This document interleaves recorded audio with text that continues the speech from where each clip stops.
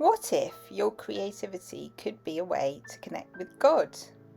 So many people like me get excited about paint, pretty paper, colour and texture, but at the same time might really struggle with their prayer life.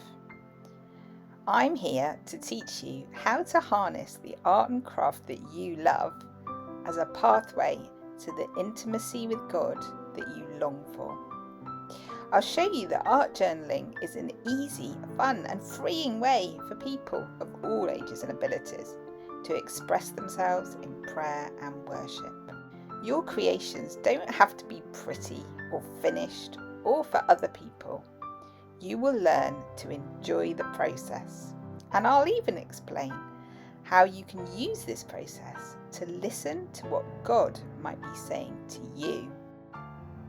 Join me for an amazing adventure into wild art, deep faith.